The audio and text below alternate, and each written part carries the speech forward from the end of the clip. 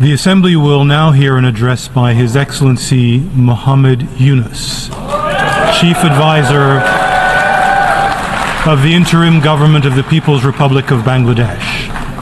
I request protocol to escort His Excellency and invite him to address the Assembly.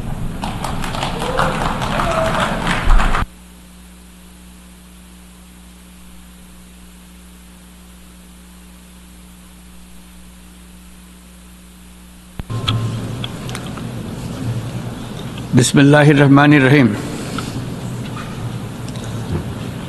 মাননীয় সভাপতি, জাতিসংঘের সাধারণ পরিষদের সভাপতি নির্বাচিত হওয়ায় প্রথমেই আপনাকে আন্তরিক অভিনন্দন জানাচ্ছি। আমি আশ্বস্ত করছি যে আপনার এই দায়িত্ব পালনকালে বাংলাদেশ প্রতিনিধি দল আপনাকে পূর্ণাঙ্গ সহযোগিতা প্রদান করবে। জাতিসংঘের ম্যান্ডেটকে সমুন্নত রেখে বৈশ্বিক সংকটসমূহ নিরসনে মহাসচিব অ্যান্টোনিও গুতারেসের দৃঢ় প্রতিজ্ঞ সাফল্যমণ্ডিত নেতৃত্বের জন্য তাকেও জানাই আন্তরিক সাধুবাদ। সামিট অব দ্য ফিউচার আয়োজনে আমি মহাসচিবের দূরদর্শী ভূমিকার বিশেষ প্রশংসা করছি। সম্মেলনে যে pact for the future and declaration on future generations সর্বসম্মতভাবে গৃহীত হয়েছে, তা এজেন্ডা 2030 পরবর্তী বৈশ্বিক উন্নয়ন কর্মপন্থা নির্ধারণে বিশেষ সহায়ক হবে বলে আমি মনে করি।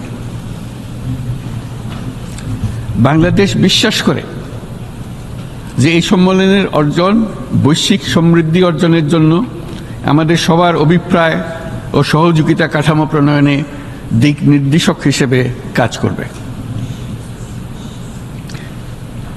এই জুলাই আগস্ট মাসে বাংলাদেশে যে যুগান্তকারী পরিবর্তন সংঘটিত হয়েছে তার প্রেক্ষিতেই আজ আমি বিশ্ব সম্প্রদায়ের এই মহান সংসদে উপস্থিত হতে পেরেছি। আমাদের গণমানুষের, বিশেষ করে তরুণ সমাজের অফুরন্ত শক্তি আমাদের বিদ্যমান রাষ্ট্র কাঠামো ও প্রাতিষ্ঠানিক আয়োজনগুলো আমূল রূপান্তরের এক নতুন সম্ভাবনার দ্বার উন্মোচন করেছে। আমাদের ছাত্র ও যুব সমাজের আন্দোলন প্রথম দিকে মূলত ছিল বৈষম্য বিরোধী আন্দোলন, পর্যায়ক্রমে তা গণ আন্দোলনের রূপ নিয়েছে। এরপর সারা পৃথিবী অবাক বিস্ময়ে দেখেছে কিভাবে সমগ্র বাংলাদেশের মানুষ একনায়কতন্ত্র, নিপীড়ন, বৈষম্য, অবিচার ও দুর্নীতির বিরুদ্ধে রাজপথ ও সামাজিক যোগাযোগের মাধ্যমে দৃঢ়ভাবে রুখে দাঁড়িয়েছিল। আমাদের ছাত্র জনতা তাদের অদম্য সংকল্প ও প্রত্যয়ের মাধ্যমে একটি স্বৈরাচারী ও অগণতান্ত্রিক শাসন ব্যবস্থা থেকে আমাদের মুক্তি এনে দিয়েছে। তাদের এই সংকল্পের মধ্যেই আমাদের দেশের ভবিষ্যৎ নিহিত।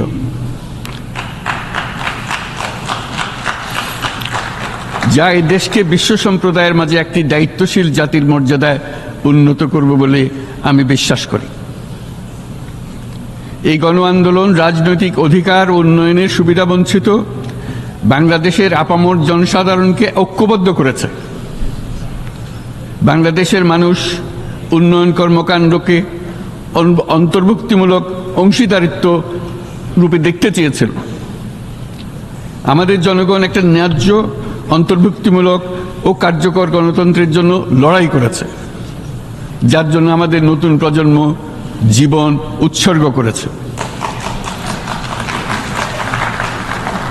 আমাদের এই তরুণীরা যে প্রজ্ঞা, সাহস ও প্রত্যয় দেখিয়েছে তা আমাদের অভিভূত করেছে, সারা বিশ্ববাসীকে অভিভূত করেছে। বন্দুকের গুলি উপেক্ষা করে বুক পেতে দাঁড়িয়ে গিয়েছিল আমাদের এই তরুণরা। অবৈধ রাষ্ট্র ক্ষমতার বিরুদ্ধে প্রবলভাবে সোচ্চার হয়েছিল আমাদের তরুণ তরুণীরা, স্কুল পড়ুয়া কিশোর কিশোরীরা। তারা নিঃসঙ্গ চিত্তে উৎসর্গ করেছিল তাদের জীবন। শত শত মানুষ চিরতরে হারিয়েছে তাদের দৃষ্টিশক্তি। আমাদের মায়েরা, দিনমজুরেরা ও শহরের অগণিত মানুষ তাদের সন্তানদের কাঁধে কাঁধ মিলিয়ে নেমেছিল রাজপথে। তপ্ত রোদ, বৃষ্টি, মৃত্যু ভয়কে তোয়াক্কা না করে তারা সত্য ন্যায়সঙ্গত আকাঙ্ক্ষার বিরুদ্ধে দীর্ঘকালব্যাপী রাষ্ট্রযন্ত্রকে পরিচালনা করার অশুভ ষড়যন্ত্রকে পরাভূত করেছিল। জনগণের এই আন্দোলনে আমাদের জানা মতে প্রায় 800-র বেশি জীবন আমরা হারিয়েছি স্বৈরাচারী শক্তির হাতে। উদারনীতি, বহুত্ববাদ ও ধর্মনিরপেক্ষতার উপর মানুষের গভীর বিশ্বাস থেকেই বাংলাদেশ রাষ্ট্রের অভ্যুদয় হয়েছিল। 1971 সালে যে মূল্যবোধকে বুকে ধারণ করে আমাদের গণমানুষ যুদ্ধ করেছিল, সেই মূল্যবোধকে বহু বছর পরে আবার জেনারেশন জি, যে প্রজন্ম জি, নতুনভাবে আমাদেরকে দেখতে শিখিয়েছে। এরকমটি আমরা দেখেছিলাম 1952 সালের ভাষা আন্দোলনে, বাংলাকে মাতৃভাষা হিসেবে প্রতিষ্ঠার সময়। বাংলাদেশের এই অভ্যুত্থান আগামী দিনগুলোতে বিশ্বের বিভিন্ন প্রান্তে মানুষকে মুক্তি ও ন্যায় বিচারের পক্ষে দাঁড়াতে প্রেরণা যোগাবে। আমাদের মুক্তি ও গণতান্ত্রিক আকাঙ্ক্ষাকে বাস্তবে রূপ দিতে আমি তাই আজ বিশ্ব সম্প্রদায়কে আমাদের নতুন বাংলাদেশের সঙ্গে সম্পৃক্ত হওয়ার উদাত্ত আহ্বান জানাচ্ছি। মাননীয় সভাপতি, যে রাষ্ট্র কাঠামো দুঃসহ হয়ে গেছে তার পুনর্গঠনের জন্য আমাদের তরুণরা, দেশের আপামর জনসাধারণ একমত হয়ে আমার এবং আমার উপদেষ্টা পরিষদের উপর আস্থা রেখে সরকার পরিচালনার এক মহান দায়িত্ব আমাদের উপর ন্যস্ত করেছে। এই দায়িত্ব গ্রহণের পর আমরা গভীর বিস্ময় ও হতাশার সঙ্গে মুখোমুখিভাবে দেখতে পাচ্ছি কিভাবে সর্বগ্রাসী দুর্নীতি একটি কার্যকর গণতান্ত্রিক ব্যবস্থাকে ধ্বংসস্তূপে পরিণত করেছে, কিভাবে রাষ্ট্রের মূল প্রতিষ্ঠানগুলোকে নির্মমভাবে দলীয়করণের আবর্তে বন্দী করে রাখা হয়েছিল, কিভাবে জনগণের অর্থকে লুটপাট করা হয়েছিল, কিভাবে একটি বিশেষ স্বার্থান্বেষী গোষ্ঠী সমস্ত ব্যবসা বাণিজ্যকে অন্যায়ভাবে নিজেদের হাতে কুক্ষিগত করে দেশের সম্পদ অবাধে বিদেশে পাচার করে দিয়েছে। এক কথায়, কিভাবে প্রত্যেকটি পর্যায়ে ন্যায় ও নীতি ও নৈতিকতা অদৃশ্য হয়ে গিয়েছিল। এরকম এক অবস্থার দেশকে পুনর্গঠন এবং জনগণের কাঙ্ক্ষিত রাষ্ট্র ব্যবস্থা প্রতিষ্ঠিত করার জন্য আমাদের উপর দায়িত্ব প্রদান করা হয়েছে। অতীতের ভুলগুলোকে সংশোধন করে একটা প্রতিযোগিতামূলক ও শক্তিশালী অর্থনীতি এবং ন্যায়ভিত্তিক সমাজ ব্যবস্থা গড়ে তোলাই এই মুহূর্তে আমাদের মূল লক্ষ্য। বর্তমান পরিবর্তিত পরিস্থিতিতে সকল রাজনৈতিক দল এখন স্বাধীনভাবে তাদের মতামত প্রকাশ করতে পারছে। যে সব ব্যক্তি বা প্রতিষ্ঠান রাষ্ট্রীয় কাজ ও সিদ্ধান্ত গ্রহণ করার প্রক্রিয়ায় সম্পৃক্ত, তাদের প্রত্যেকের জবাবদিহিতা নিশ্চিত করাই আমাদের অগ্রাধিকার। আমরা মানুষের মৌলিক অধিকারকে সমুন্নত ও সুরক্ষিত রাখতে দৃঢ় প্রতিজ্ঞ।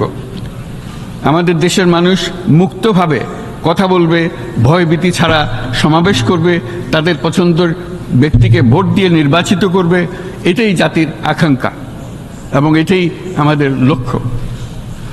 বিচার বিভাগের স্বাধীনতা সংরক্ষণ ও সাইবার ডোমেন সহ গণমাধ্যমের স্বাধীনতা সুসংহতকরণে আমরা প্রতিজ্ঞাবদ্ধ। আমাদের একজন কৃষক বা একজন শ্রমিকের সন্তানও যেন সমাজের সর্বোচ্চ শিখরে পৌঁছতে পারে, সেই লক্ষ্যে বিশালকার অবকাঠামো নির্মাণের বদলে স্বাস্থ্য ও শিক্ষা খাতে বরাদ্দ বৃদ্ধির আমরা গুরুত্ব আরোপ করছি।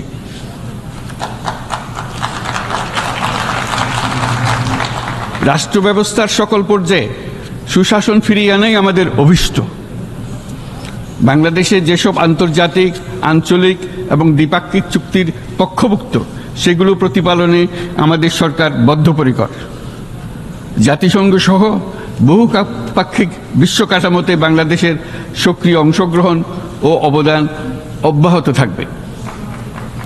পারস্পরিক শ্রদ্ধাবোধ, মর্যাদা ও স্বার্থরক্ষণের ভিত্তিতে বাংলাদেশ বিশ্বের সকল রাষ্ট্রের সাথে বন্ধুত্বপূর্ণ সম্পর্ক বজায় রাখবে। মাননীয় সভাপতি, গত 7 সপ্তাহের মধ্যে আমাদের সরকার বিভিন্ন গুরুত্বপূর্ণ পদক্ষেপ গ্রহণ করেছে। আমাদের অনুরোধে সাড়া দিয়ে জাতিসংঘের মানবাধিকার বিষয়ক হাই কমিশনার বাংলাদেশের গণ আন্দোলনকালে সংগঠিত মানবাধিকার লঙ্ঘনের বিষয়ে বিস্তৃত অনুসন্ধান এবং এইসব বিষয়ে ঘটনার পুনরাবৃত্তি রোধে পরামর্শ প্রদানের জন্য একটা ফ্যাক্ট ফাইন্ডিং কমিশন গঠন এবং তার কাজ শুরু করার জন্য দ্রুত বাংলাদেশে পাঠিয়ে দিয়েছে। আমি তাকে বাংলাদেশের পক্ষ থেকে অশেষ ধন্যবাদ জানাচ্ছি। দায়িত্বভার গ্রহণের 2 সপ্তাহের মধ্যে আমরা গুম প্রতিরোধে যে আন্তর্জাতিক কনভেনশন রয়েছে তাতে যোগদান করেছি।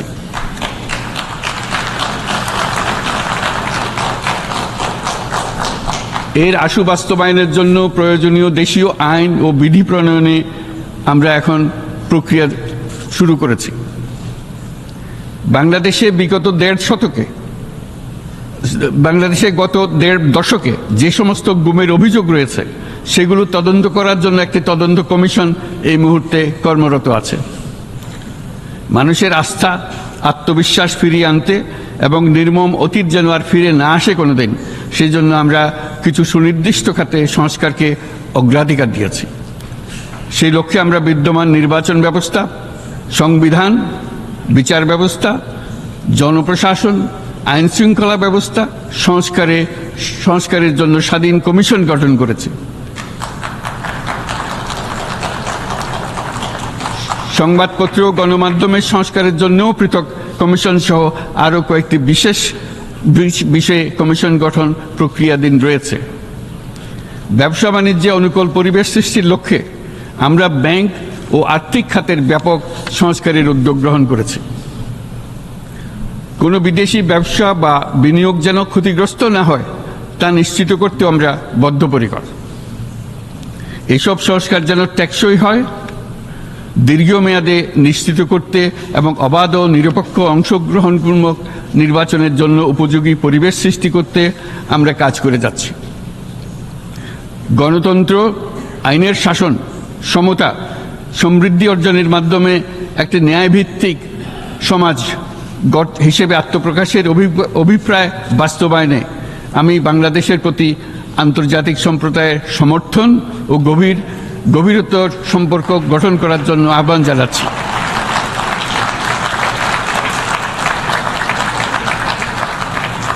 মাননীয় সভাপতি, বাংলাদেশ মনে করে যে শান্তি রক্ষা ও সংঘাত মোকাবেলা জনগণের সমৃদ্ধি নিশ্চিত করার মূল চালিকা শক্তি। সাম্প্রতিক বিপ্লবকালে আমাদের ইতিহাসের সবচেয়ে কঠিনতম সময়ে জনগণের মুক্তির আকাঙ্ক্ষা পূরণে তাদের পাশে দৃঢ়ভাবে দাঁড়িয়ে আমাদের সাহসী সশস্ত্র বাহিনীসমূহ আরও একবার শান্তির প্রতি তাদের অঙ্গীকার প্রমাণ করেছে।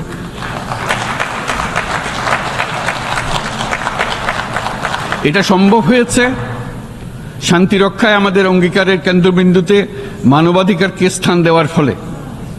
জাতিসংঘের পিস বিল্ডিং কমিশনের সূচনা লগ্ন থেকেই শান্তি রক্ষার মতো শান্তি বিনির্মাণেও বাংলাদেশ সমান অঙ্গীকার ব্যক্ত করে এসছে। আমাদের দিনগুলোতে আমরা জাতিসংঘের শান্তি রক্ষা কার্যক্রমে আমাদের মূল্যবোধ ভিত্তিক অবদানের ধারাবাহিকতা রক্ষা, সমুন্নত ও প্রসারিত করতে বদ্ধপরিকর। জাতিসংঘের শান্তি রক্ষা কার্যক্রমে অবদানকারী তৃতীয় বৃহত্তম রাষ্ট্র হিসেবে বাংলাদেশ এখন পর্যন্ত 43টি দেশে 63টি মিশনে শান্তিরক্ষী প্রেরণ করেছে।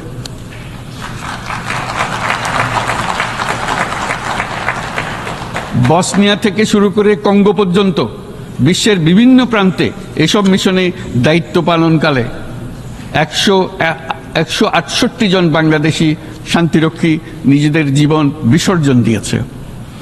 আমরা আশা করি যে কোনো অবস্থায় নানা প্রতিকূলতা সত্ত্বেও জাতিসংঘের ভবিষ্যৎ শান্তিরক্ষী কার্যক্রমগুলোতে বাংলাদেশের প্রতিরক্ষা বাহিনীর সদস্যরা একইভাবে অবদান রাখার সুযোগ পাবে।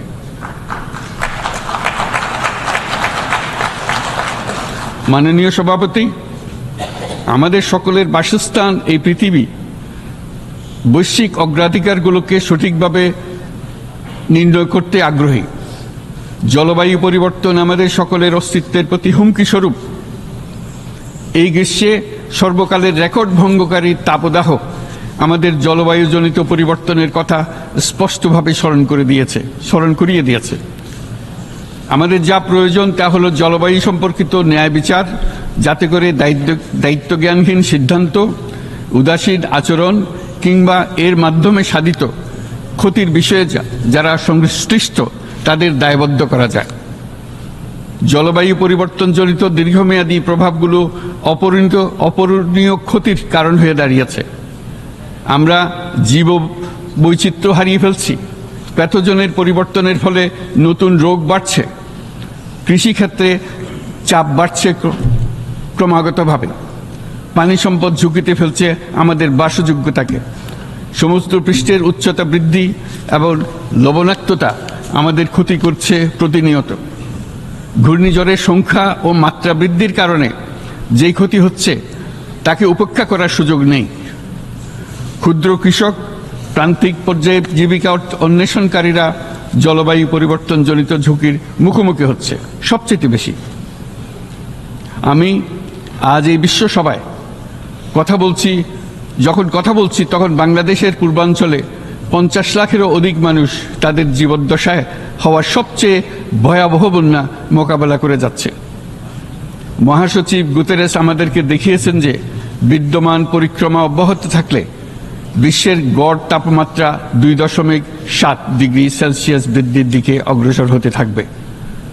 তাই বাংলাদেশের মতো জলবায়ু ঝুঁকিতে থাকা দেশগুলোতে অভিযোজনের জন্য ব্যাপক বিনিয়োগের আহ্বান জানাচ্ছি।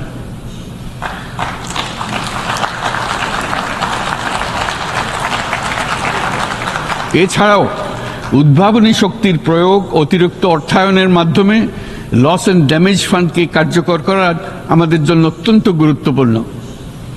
একইভাবে আমাদের প্রয়োজন প্রযুক্তির সহজলভ্যতা, সক্ষমতা বৃদ্ধি। নির্দিষ্ট করে বললে আমাদের দরকার জীবন রক্ষাকারী প্রযুক্তি, বিশেষত কৃষি, পানি এবং জনস্বাস্থ্য খাতে, যেখানে ক্ষুদ্র ক্ষুদ্র উদ্ভাবন এবং সমাধানসমূহ ঝুঁকিতে থাকা জনগোষ্ঠীকে রক্ষা করতে পারে। জলবায়ু সংকটের মোকাবেলা এবং বৈশ্বিক অর্থনীতি সুসংহতকরণে আমাদের যুগপথভাবে কাজ করতে হবে।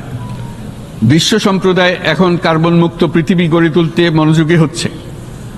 বিশ্বের অধিকাংশ মানুষকে এই ধরনের পরিবর্তনের সুফলভোগী করতে হলে নেট জিরো পৃথিবীর দিকে আমাদেরকে অগ্রসর হতে হবে। বাংলাদেশের মতো দেশগুলোকে সাথে নিয়ে যেতে হবে। তা না হলে পারস্পরিক দায়িত্ববোধের মাধ্যমে পারস্পরিক সমৃদ্ধি অর্জনে আমাদের সার্বজনীন অঙ্গীকার পূরণে পিছিয়ে পড়ব আমরা। এই ক্ষেত্রে আমি বিশ্বাস করি সমগ্র বিশ্ব একসাথে 3-0 লক্ষ্য অর্জনের ধারণা বিবেচনা করে দেখতে পারে, যার মাধ্যমে আমরা শূন্য দারিদ্র্য, শূন্য বেকারত্ব এবং শূন্য নেট কার্বন নিঃসরণ অর্জন করতে পারি। যেখানে পৃথিবীর প্রতিটি তরুণ তরুণী চাকরি প্রার্থী না হয়ে বরং উদ্যোক্তা হিসেবে নিজেকে প্রতিষ্ঠিত করার সুযোগ পাবে। তারা যেন এই সম্পদের সীমাবদ্ধতা সত্ত্বেও নিজ নিজ সৃজনশীলতার বিকাশ করতে পারে, যেখানে একটি ব্যবসায়িক উদ্যোগ সামাজিক সুফল, অর্থনৈতিক মুনাফা এবং প্রকৃতির প্রতি দায়িত্বশীলতার মধ্যে একটি চমৎকার ভারসাম্য আনতে পারে, যেখানে সামাজিক ব্যবসার মাধ্যমে যে কোনো ব্যক্তি ভোগবাদী জীবনধারা থেকে উত্তরণ করে সামাজিক ও অর্থনৈতিক পরিবর্তনের সৃজনশীল শক্তি হিসেবে নিজেকে প্রতিষ্ঠিত করতে পারে।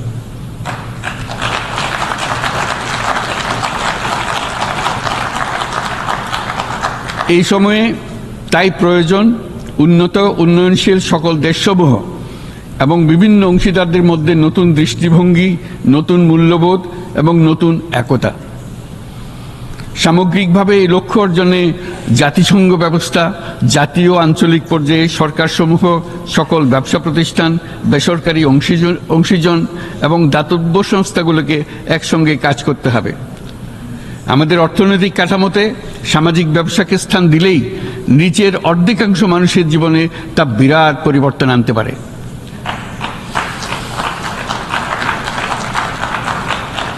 এই পদক্ষেপ একই সঙ্গে জলবায়ুর ধ্বংসাত্মক গতিকে সফলভাবে রোধ করতে পারে এবং বাজার ব্যবস্থার মাধ্যমেই এই মীমাংসা হতে পারে। এ বিষয়ে আমি মহাসচিব গুতেরেসের বিশেষ দৃষ্টি আকর্ষণ করছি। মাননীয় সভাপতি, বহুমুখী সংকটে জর্জরিত বর্তমান বিশ্বে যুদ্ধ এবং সংঘাতের ফলে ব্যাপক ভিত্তিতে মানুষের অধিকার খর্ব হচ্ছে।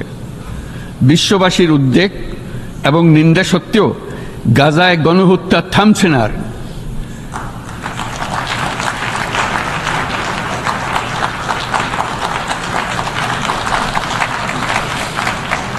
ফিলিস্তিনের মতো বিদ্যমান বাস্তবতা কেবল আরব কিংবা মুসলমানদের জন্যই উদ্বেগজনক নয়, বরং তা সমগ্র মানব জাতির জন্যই উদ্বেগের বিষয়।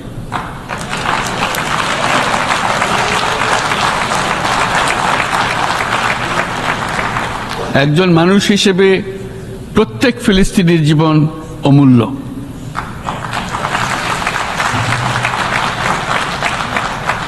ফিলিস্তিনের জনগণের বিরুদ্ধে যে মানবতা বিরোধী অপরাধ হচ্ছে তার জন্য সংশ্লিষ্ট সকলকে দায়বদ্ধ করতে হবে।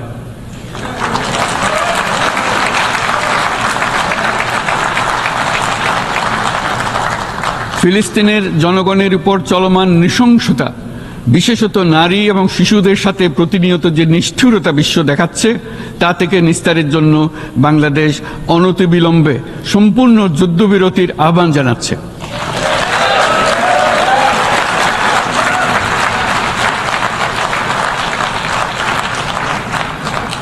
দ্বিরাষ্ট্রভিত্তিক সমাধানেই মধ্যপ্রাচ্যে টেকসই শান্তি আনতে পারবে। তাই জাতিসংঘ সহ আন্তর্জাতিক সম্প্রদায়ের সকলকে এর বাস্তবায়নের জন্য এখনই উদ্যোগ নিতে আহ্বান জানাচ্ছি।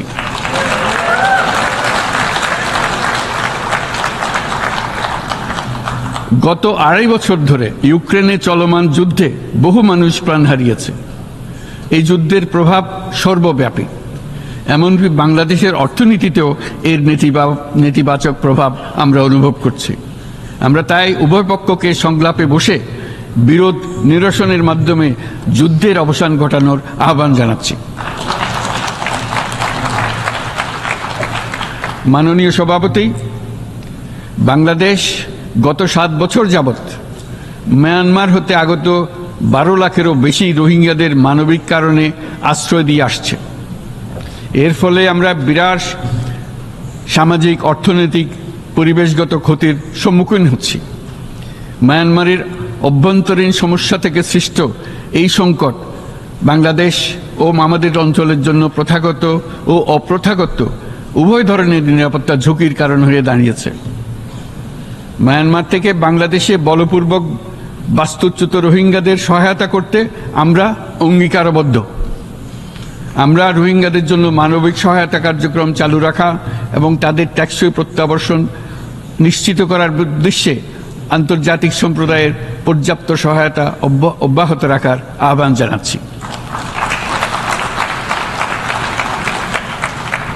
রোহিঙ্গাদের সাথে সংগঠিত হওয়া ব্যাপক ভিত্তিক মানবাধিকার লঙ্ঘনের জন্য আন্তর্জাতিক বিচার আদালত এবং আন্তর্জাতিক অপরাধ আদালতে চলমান বিচার প্রক্রিয়ার মাধ্যমে ন্যায় বিচার নিশ্চিত করাও সমানভাবে গুরুত্বপূর্ণ।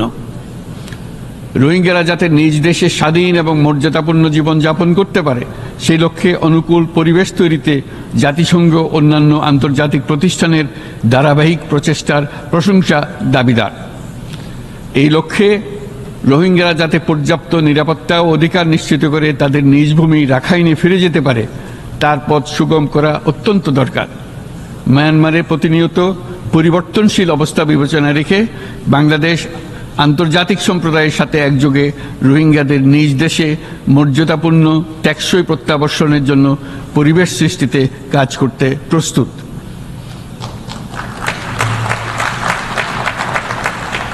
মাননীয় সভাপতি, রাজনৈতিক মুক্তি এবং সামাজিক অর্থনৈতিক জাগরণ ব্যতীত শান্তি ও নিরাপত্তা নিশ্চিতে সাফল্য অর্জন করা সম্ভব নয়। প্রায় এক দশক পূর্বে বিশ্ব সম্প্রদায় সর্বসম্মতক্রমে এজেন্ডা 2030 প্রণয়ন করেছিল। আমরা সবাই আমাদের সামষ্টিক আকাঙ্ক্ষা ও বিশ্বাস অর্পণ করেছি এই সার্বজনীন টেকসই উন্নয়ন অভিষ্টগুলো অর্জনে। সার্বিকভাবে মাত্র 17% ও কম লক্ষ্যমাত্রা অর্জন হয়েছে। স্পষ্টতই এই ক্ষেত্রে অনেক উন্নয়নশীল রাষ্ট্র আরও পিছিয়ে আছে। উন্নয়নশীল দেশগুলোকে এসডিজি অর্থায়নের বছরে প্রায় 2.5 থেকে 4 ট্রিলিয়ন মার্কিন ডলারের সমান ঘাটতি মোকাবেলা করতে হচ্ছে। উন্নয়নশীল বিশ্বের ঋণের বোঝা, ক্ষয়িষ্ণু আর্থিক সক্ষমতা এবং জলবায়ু পরিবর্তনের ক্ষতিকর প্রভাবের কারণে বাংলাদেশের মতো দেশগুলিতে বেশি ঝুঁকিতে রয়েছে। আমরা আশা করি উন্নয়নের জন্য অর্থায়ন সংক্রান্ত চতুর্থ আন্তর্জাতিক সম্মেলনে এই ধরনের জটিল এবং কাঠামোগত সমস্যাগুলোর দিকে নজর দেওয়া হবে। বহুপাক্ষিক আর্থিক প্রতিষ্ঠানগুলোকে এমন অভিন্ন লক্ষ্যে নিয়ে যাওয়ার কাজ করতে হবে যাতে সকল রাষ্ট্র সমানভাবে সম্পদ ও সুযোগের ব্যবহার করতে পারে। তারা নিজেদের কর্মসূচিতে সামাজিক ব্যবসাকে গুরুত্বপূর্ণ ভূমিকা দিতে পারে, যাতে নিম্ন আয়ের দেশগুলোর বাস্তবতাকে বিশেষভাবে মোকাবেলা করা যায়, যা ব্যবসায়ী উদ্যোগ এবং ব্যক্তির সৃজনশীলতাকে উদ্বুদ্ধ করে, যা বঞ্চিত জনগোষ্ঠীকে বিশালভাবে সহায়তা করে।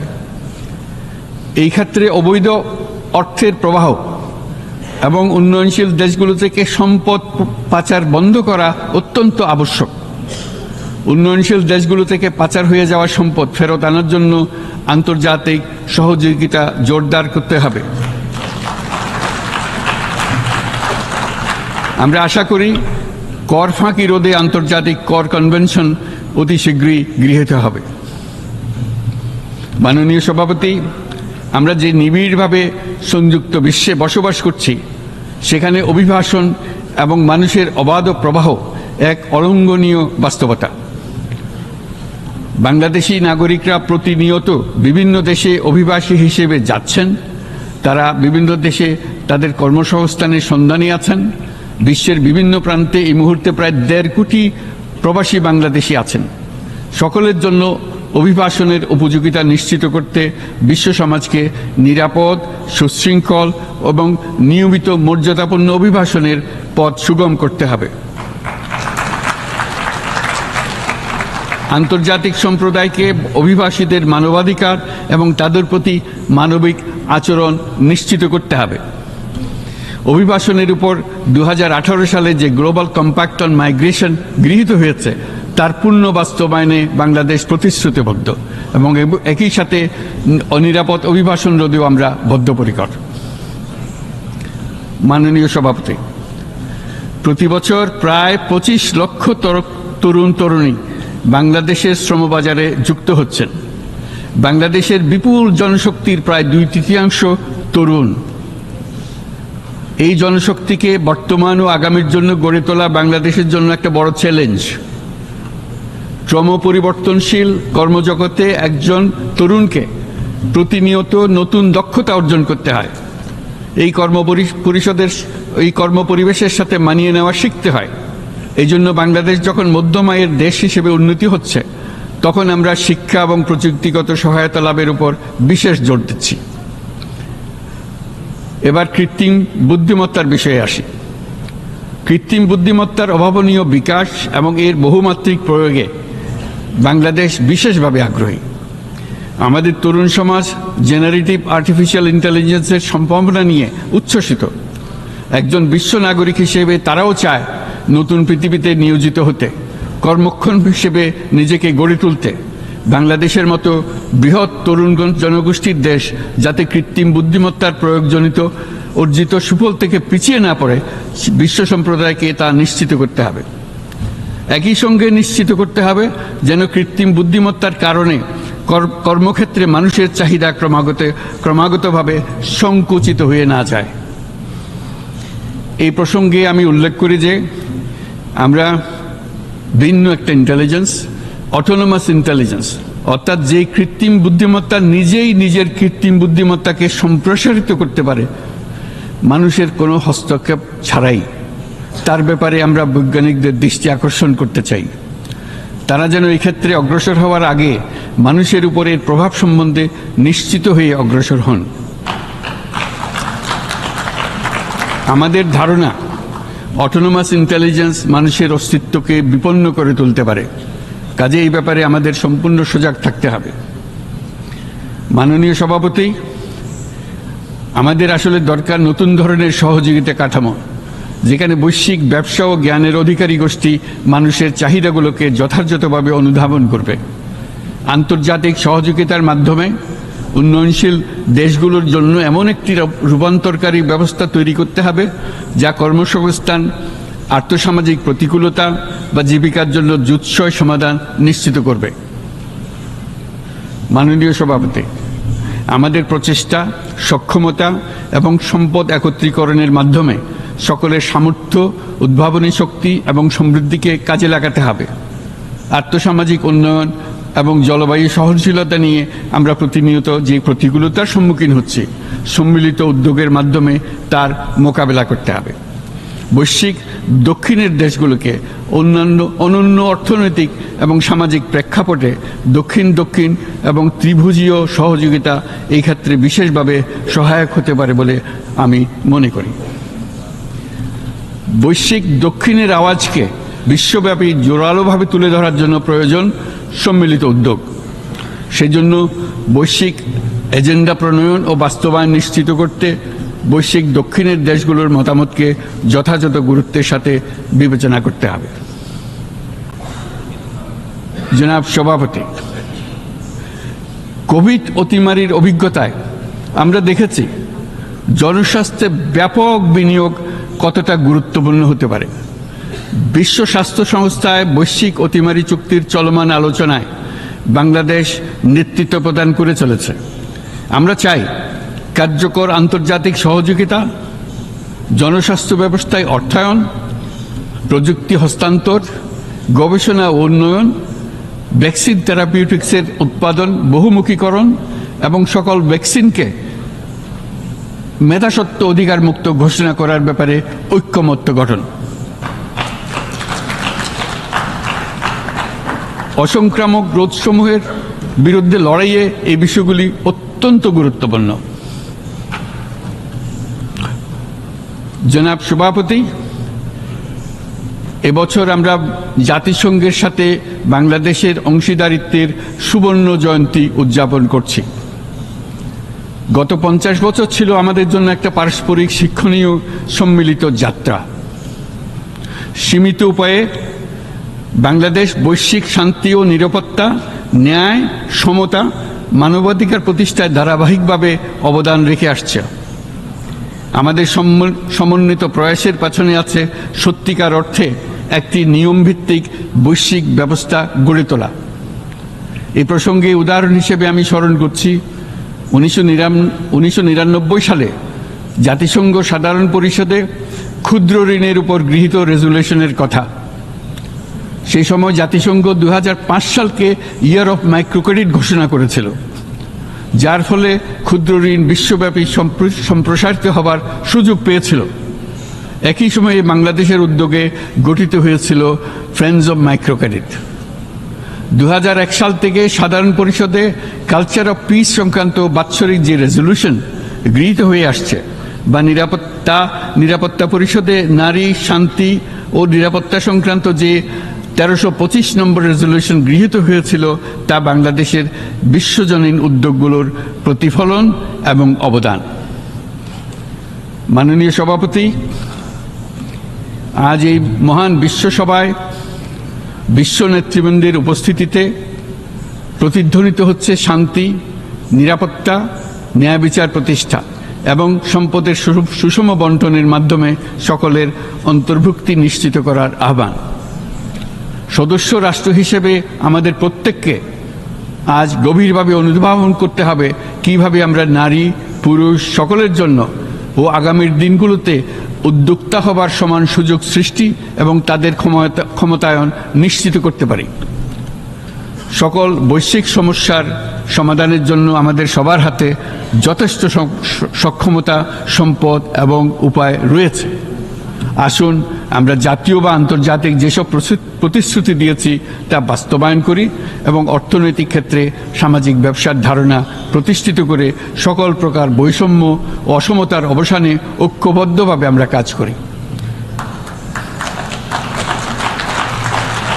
বাংলাদেশের তরুণরা প্রমাণ করেছে যে মানুষের স্বাধীনতা, মর্যাদা ও অধিকার সমুন্নত রাখার অভিপ্রায় কোনো উচ্চাভিলাষ নয়, বরং এটা সকলের নিশ্চিত প্রাপ্য। আজ এই মহান সমাবেশে আপনাদের উপস্থিতিতে শান্তি, সমৃদ্ধি ও ন্যায় বিচার নিশ্চিত করতে আন্তর্জাতিক, আঞ্চলিক এবং জাতীয় পর্যায়ে বাংলাদেশে তার ভূমিকাকে ক্রমাগতভাবে জোরদার করার নিশ্চয়তা দিচ্ছে। আজ আপনাদের সবাইকে শুভেচ্ছা জানাচ্ছি, ধন্যবাদ জানাচ্ছি।